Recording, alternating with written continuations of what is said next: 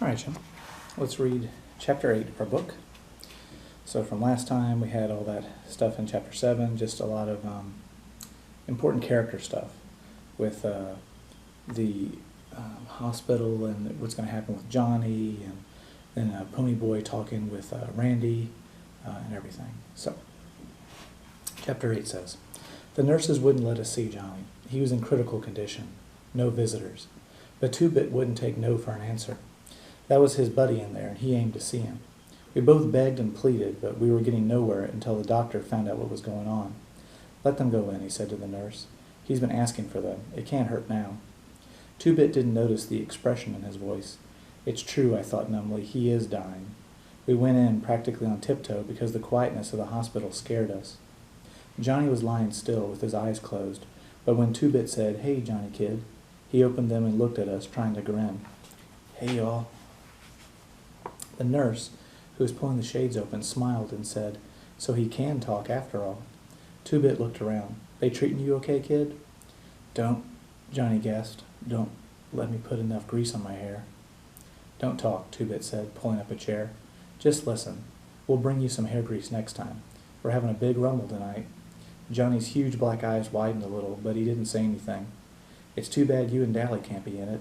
It's the first big rumble we've had, not counting the times we whipped Shepard's outfit.' 'He came by,' Johnny said. 'Tim Shepard?' Johnny nodded. 'Came to see Dally.' Tim and Dallas had always been buddies. Did you know, and also remember too, y'all, like, Dallas earlier in the book, he slashed the tires on Tim Shepard's car, but they're still friends. And it's that weird thing where, like, sometimes they might beat each other up, but they're still friends. So. Did you know you got your names in the paper for being a hero? Johnny almost grinned as he nodded. 'Tough enough,' he managed. And by the way his eyes were glowing, I figured Southern gentlemen had nothing on Johnny Cade. I could see even a few words were tiring him out. He was as pale as the pillow and looked awful. Two-Bit pretended not to notice. 'You want anything besides hair grease, kid?' Johnny barely nodded. 'The book.' He looked at me. 'Could you get another one?' Two-Bit looked at me too. I hadn't told him about Gone with the Wind. 'He wants a copy of Gone with the Wind so I can read it to him,' I explained. 'You want to run down to the drugstore and get one?' 'Okay,' Two-Bit said cheerfully. 'Don't y'all run off.' I sat down in Two-Bit's chair and tried to think of something to say. 'Dallas is going to be okay,' I said finally, 'and Derry and me were okay now.' I knew Johnny understood what I meant. We had always been close buddies, and those lonely days in the church strengthened our friendship. He tried to smile again and then suddenly went white and closed his eyes. 'Johnny,' I said alarmed, 'are you okay?' He nodded, keeping his eyes closed. 'Yeah, it just hurts sometimes. I usually don't. I can't feel anything below the middle of my back.' He lay breathing heavily for a moment. 'I'm pretty bad off, aren't I, Pony?' 'You'll be okay,' I said with fake cheerfulness. 'You gotta be. We couldn't get along without you.'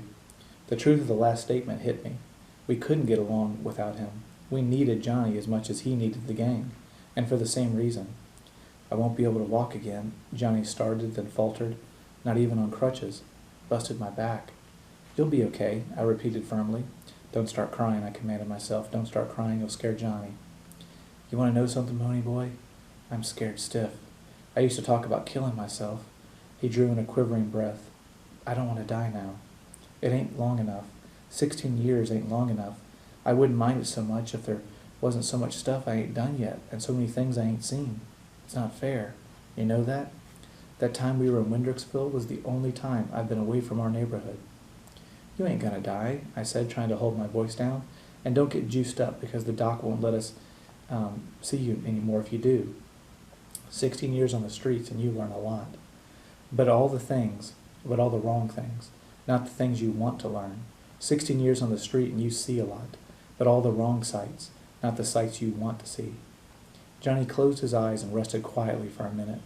Years of living on the east side teaches you how to shut off your emotions. If you didn't, you would explode. You learn to cool it. The nurse appeared in the doorway. 'Johnny,' she said quietly, 'your mother's here to see you.'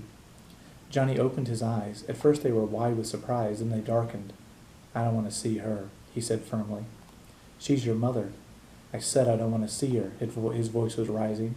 She's probably come to tell me about all the trouble I'm causing her and how glad her and the old man will be once I'm dead. Well, tell her to leave me alone for once." His voice broke. "For once, just leave me alone." He was struggling to sit up, but he suddenly gasped, went whiter than a pillowcase, and passed out cold. The nurse hurried me out the door. I was afraid of something like this if he saw anyone. I ran into Two-Bit coming in. "You can't see him now," the nurse said, so Two-Bit handed her the book. "Make sure he can see that when he comes around." She took it and closed the door behind her. Two-Bit stood and looked at the door a long time. "I wish it was any one of us except Johnny," he said, and his voice was serious for once. "We could get along without anyone but Johnny." Turning abruptly, he said, "Let's go see Dallas." As we walked down the hall, we saw Johnny's mother. I knew her. She was a little woman with straight black hair and big black eyes like Johnny's, but that was as far as the resemblance went. Johnny Cake's eyes were fearful and sensitive. Hers were cheap and hard. As we passed her, she was saying, "But I have a right to see him. He's my son. After all the trouble his father and I have gone to raise him, this is our reward. He'd rather see those no-count hoodlums than his own folks." She saw us and gave us such a look of hatred that I almost backed up. "It was your fault, always running around in the middle of the night, getting jailed and heaven knows what else." I thought she was going to cuss us out, I really did. Two-Bit's eyes got narrow, and I was afraid he was going to start something. I don't like to hear women get sworn at, even if they deserve it. "No wonder he hates your guts," Two-Bit snapped. He was going to tell her off real good, but I shoved him along. I felt sick. No wonder Johnny didn't want to see her. No wonder he stayed overnight at Two-Bit's or our house and slept in the vacant lot in good weather. I remembered my mother, beautiful and golden, like soda, and wise and firm, like dairy. Oh, Lordy, there was a catch in Two-Bit's voice, and he was close to tears, and I'd ever seen him. He has to live with that? We hurried to the elevator and got to the next floor. I hoped the nurse would have enough sense not to let Johnny's mother see him. It would kill him. Dallas was arguing with one of the nurses when we came in. He grinned at us. "Man, am I glad to see you. These hospital people won't let me smoke, and I want out." We sat down, grinning at each other. Dallas was his usual mean, ornery self. He was okay. "Shepard came by to see me a while ago. That's what Johnny said. What did he want?" "Said he saw my picture in the paper and couldn't believe it. It didn't have 'wanted dead or alive' under it. He mostly came to rub it in about the Rumble. Man, I hate not being in that." Only last week Tim Shepard had cracked 3 of Dallas's ribs. But Dallas and Tim Shepard had always been buddies. No matter how they fought, they were 2 of a kind, and they knew it. Dally grinned at me. "Kid, you scared the devil out of me the other day. I thought I'd killed you." "Me?" I said, puzzled. "Why?" "When you jumped out of the church, I meant to hit you just hard enough to knock you down and put out the fire, but then you dropped like a ton of lead. I thought I'd aimed too high and broke your neck." He thought for a minute. "I'm glad I didn't, though." "I'll bet," I said with a grin. I never liked Dallas, but then for the first time, I felt like he was my buddy. And all because he was glad he hadn't killed me. Dallas looked out the window. "Ugh," he sounded very casual. "How's the kid?" "We just left him," Two-Bit said, and I could tell that he was debating whether to tell Dallas the truth or not. "I don't know about stuff like this, but, well, he seemed pretty bad to me. He passed out cold before we left him." Dallas's jawline went white as he swore between clenched teeth. "Two-Bit, you still got that fancy black-handled switch?" "Yeah. Give it here." Two-Bit reached into his back pocket for his prized possession. It was a jet-handled switchblade 10 inches long that would flash open at a mere breath. It was the reward of 2 hours of walking aimlessly around a hardware store to divert suspicion. He kept it razor sharp. As far as I knew, he had never pulled it on anyone. He used his plain pocket knife when he needed a blade. But it was his showpiece, his pride and joy. Every time he ran into a new hood, he pulled it out and showed it off. Dallas knew how much that knife meant to Two-Bit, and if he needed a blade bad enough to ask for it, well, he needed a blade. That was all there was to it. Two-Bit handed it over to Dallas without a moment's hesitation. "We got to win that fight tonight," Dallas said. His voice was hard. "We got to get even with the Socs, for Johnny." He put the switch under his pillow and lay back, staring at the ceiling. We left. We knew better than to talk to Dallas when his eyes were blazing and he was in a mood like that. We decided to catch a bus home. I just didn't feel much like walking or trying to hitch a ride. Two-Bit left me sitting on the bench at the bus stop while he went to a gas station to buy some cigarettes.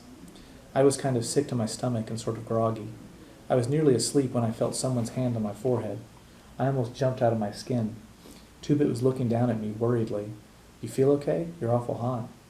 I'm all right, I said, and when he looked at me as if he didn't believe me, I got a little panicky. Don't tell Derry, okay? Come on, Two-Bit, be a buddy. I'll be well by tonight. I'll just take a bunch of aspirins. All right, Two-Bit said reluctantly, but Derry'll kill me if you're really sick and go ahead and fight anyway.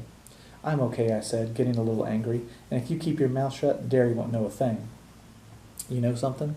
Two-Bit said as we were riding home on the bus. You think you could get away with murder, living with your big brother and all, but Derry's stricter with you than your folks were, ain't he? Yeah, I said, but they'd raised 2 boys before me. Derry hasn't.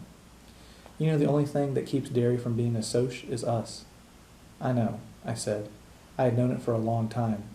In spite of not having much money, the only reason Derry couldn't be a Soc was us, the gang, me and Soda. Derry was too smart to be a greaser. I don't know how I knew, I just did, and I was kind of sorry. I was silent most of the way home. I was thinking about the rumble. I had a sick feeling in my stomach that wasn't from being ill. It was the same kind of helplessness I'd felt that night. Derry yelled at me for going to sleep in the lot. I had the same deathly fear that something was going to happen that none of us could stop. As we got off the bus, I finally said it. Tonight, I don't like it one bit. Two-Bit pretended not to understand. I never knew you to play chicken in a rumble before, not even when you was a little kid. I knew he was trying to make me mad, but I took the bait anyway. I ain't chicken, Two-Bit Matthews, and you know it, I said angrily. Ain't I a Curtis, same as Soda and Derry? Two-Bit couldn't deny this, so I went on. I mean, I got an awful feeling something's going to happen. Something is going to happen. We're going to stomp the Socia's guts, that's what. Two-Bit knew what I meant, but doggedly pretended not to. He seemed to feel that if you said that something was all right immediately, it was, no matter what. He'd been that way all his life, and I don't expect he'll change. Soda Pop would have understood, and he would have tried to figure it out together, but Two-Bit just ain't Soda.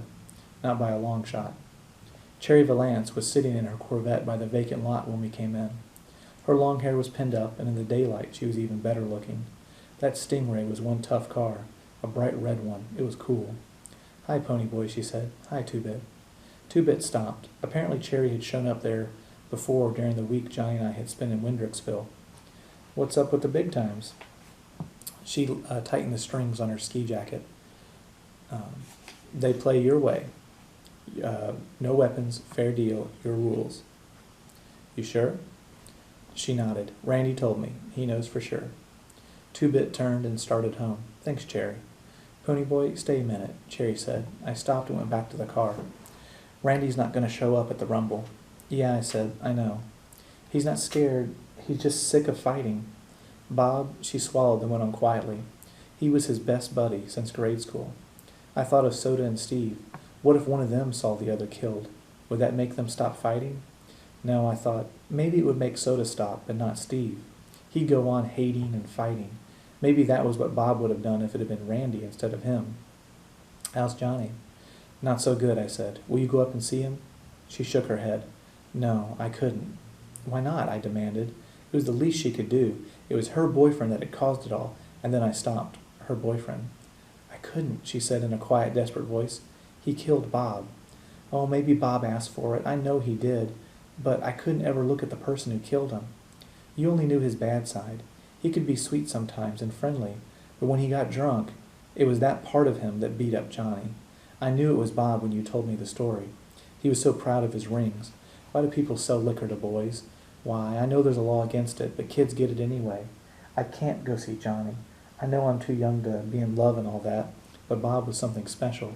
He wasn't just any boy. He had something that made people follow him, something that marked him different, maybe a little better than the crowd. Do you know what I mean? I did. Cherry saw the same things in Dallas. That was why she was afraid to see him, afraid of loving him. I knew what she meant all right, but she also meant that she wouldn't go see Johnny because he had killed Bob. That's okay, I said sharply. It wasn't Johnny's fault Bob was a booze hound and Cherry went for boys that were bound for our trouble. I wouldn't want you to see him. You're a traitor to your own kind and not loyal to us. Do you think your spine for us makes up for the fact that you're sitting there in a Corvette while my brother drops out of school to get a job? Don't you ever feel sorry for us? Don't you ever try and give us handouts and then feel high and mighty about it? I started to turn away and walk off, but something in Cherry's face made me stop. I was ashamed. I can't stand to see girls cry. She wasn't crying, but she was close to it. I wasn't trying to give you charity, Pony Boy. I only wanted to help. I liked you from the start. The way you talked. You're a nice kid, Pony Boy. Do you realize how scarce nice kids are nowadays? Wouldn't you try to help me if you could? I would. I'd help her and Randy both if I could. Hey, I said suddenly, can you see the sunset real good from the west side? She blinked, startled, then smiled. Real good. You can see it good from the east side, too, I said quietly. Thanks, Pony Boy, she smiled through her tears. You dig, okay? She had green eyes. I went on, walking home slowly. Into chapter 8. So remember to do your chapter summary for chapter 8, you all. And then we get more into our theme. We talked about a little bit from the last chapter, about the cycle of violence. So, it just keeps going, basically. And Pony Boy, his point earlier about how we're individuals, we're not part of a group. Not all greasers are the same, not all socias are the same. And so if Randy had been killed, he thinks Bob never would have stopped fighting and hating, just like if Soda was killed, then his best friend Steve would never stop fighting and hating either. But if Steve was killed, then Soda, probably a lot like Randy, he would just be like, what's the point? Why keep doing this? So it's not a theme because it doesn't come up that much in the book, but it is an important idea to remember that, people are individuals.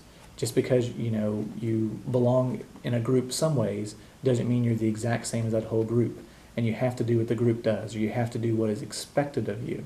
And that's a big thing, too. Pony Boy thinks about that, and Pony Boy is not a very self-aware character, by which I mean he thinks that Derry's too smart to be a greaser. Well, what about Pony Boy? He gets straight A's in school. He's also very intelligent. He doesn't realize it, but he's also basically too smart to be a greaser. And Soda's too nice to be a greaser. And, kind of the list goes on a little bit. And so Cherry's too nice and kind to be a soc, to this or that. And because it's one of those traps that people fall into is when they belong in a group, they think they have to act a certain way. Or they think people in other groups have to act a certain way, and you get to judge them for that all the time. And so that's a big mistake that people make a lot, just putting people into groups and trying to keep them in those groups. Okay, we don't have too much more to go, just a few chapters really. So probably finish the book, probably next week actually. We'll finish the book, and I'll do 3 chapters next week. Or maybe I'll do another chapter tomorrow and I'll put it up this week. We'll see.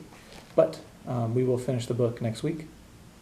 Hopefully you've been reading along with your own book all this time and taking notes. So, because we'll still have weeks before school starts again, and you want to make sure you have your notes to help you out with our first stuff we do when we get back to school. We're going to kind of get right into this book. We're going to do a project on it, or you're going to do a project on it. We're going to need to fill out some like a packet, like kind of worksheet kind of things, which sounds like, oh no. But if you have your notes from our reading, you'll be totally fine. It'll be easy. Okay? Don't forget to be reading one of your other books too this summer. If you enjoy reading, then read a bunch this summer. If you don't enjoy reading, there's other books on that list of suggested summer readings that something in there you'll like. Okay? So anyway, take care of y'all, and I'll talk to y'all later. Bye.